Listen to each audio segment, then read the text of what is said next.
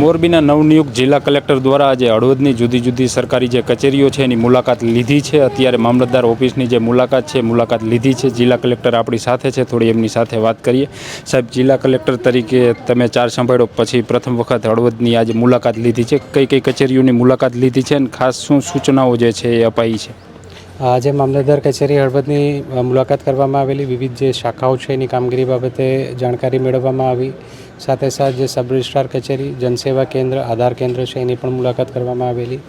જે સિટીઝનલક્ષી સેવાઓ છે એમાં લોકોને વધારે વેટ ના કરવું પડે એના માટે પણ સૂચન કરવામાં આવ્યા। ફાઇલ વર્કમાં જે પેન્ડન્સી છે એ પેન્ડન્સીનું પણ ત્વરિત નિકાલ થાય, જે જિલ્લામાંથી પ્રકરણો મંગાવવામાં આવ્યા છે એ મોકલવામાં વિલંબ ન થાય એ બાબતે પણ સૂચન કરવામાં આવ્યું। આના ઉપરાંત જે તાલુકાની વિવિધ અન્ય કચેરીઓ છે, દાખલા તરીકે તાલુકા પંચાયત, નગરપાલિકા, એની પણ આગામી સમયમાં મુલાકાત કરીશું। સાહેબ, કાલ એક પ્રશ્ન પાલિકાનો છે લગતો। કાલે નર્મદા કેનાલમાં સાહેબ દૂષિત ગટરવાળું પાણી જે છે એ પાલિકા તંત્ર દ્વારા છોડવામાં આવ્યું હતું અને એ પાણી વળી પાછું બ્રાહ્મણી 2 ડેમમાં જાય છે અને પીવામાં જ લોકોને ઉપયોગ થાય છે। આ મુદ્દો ધ્યાને આવ્યો છે અને એના માટે અમે સૂચના પણ કરવાના છીએ અને ઝડપથી નિકાલ થાય એના માટે પણ સૂચન કરશું। સાહેબ, અંતમાં આપણો કંઈ સંદેશ તમારો જિલ્લા કલેક્ટર તરીકે હળવદના લોકોને? યસ, હળવદના લોકોનું મોરબીના જિલ્લાના વિકાસમાં ખૂબ મહત્ત્વનો ફાળો રહેલો છે અને છેલ્લા 13 વર્ષથી ખૂબ જે હળવદના લોકો છે એમની મહેનત અને એમના પ્રયત્નોના કારણે મોરબી જિલ્લાનો અને હળવદ તાલુકાનો વિકાસ થયેલો છે।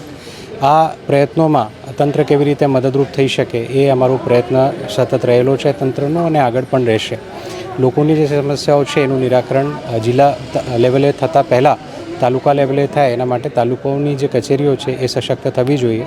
એના માટે અમે તમામ પ્રયત્નો કરશું કે મેક્સિમમ પ્રશ્નોનો નિકાલ તાલુકા કચેરીઓથી જ થઈ જાય। છતાં કોઈ પ્રશ્ન જો આવતા હોય તો પ્રાંત કચેરી કે જે જિલ્લા કલેક્ટરની કચેરીમાં આવવાનું થાય તો અમે આના માટે પણ સતત આપના પ્રશ્નોના નિરાકરણ માટે પ્રયત્નશીલ રહેશું। અંતમાં એક સવાલ સાહેબ, કારણ કે ખેડૂતોનો અત્યારે પ્રશ્ન મોટો છે। ઓલી પાવર ગ્રીડ હોય, અદાણી હોય, એટલે જુદી જુદી લાઈનો નીકળે, ખેડૂતો વળતરને લઈને રજૂઆત કરે છે અને ઘર્ષણના પણ બનાવો બને છે।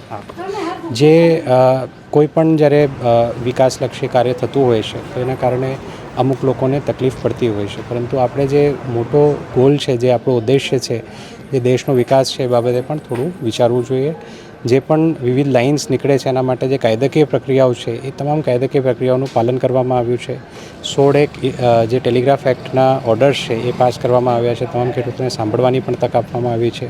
યોગ્ય વળતર જે કમિટી દ્વારા નક્કી કરેલું છે એ પણ ચૂકવવામાં આવે એ અમે ઇન્શ્યોર કરીએ છીએ અને જ્યાં હજુ ચૂકવવાના બાકી છે ત્યાં પણ વિવિધ જે ઓથોરિટીઓ છે, એજન્સીઓ છે, કંપનીઓ છે, એમને પણ મારા લેવલે કે પ્રાંત અધિકારીશ્રીના લેવલે સતત સૂચન કરવામાં આવે છે કે એ ચૂકવવામાં કોઈ વિલંબ ન થાય। પરંતુ જો આ પ્રક્રિયાઓ થઈ ગયેલી હોય તો લોકોને પણ મારી અપીલ છે કે એમાં આપ લોકો સહકાર આપો, બિકોઝ જે પણ વસ્તુ જે પણ કામો થાય છે એ દેશના અને રાજ્યના વિકાસ માટે છે।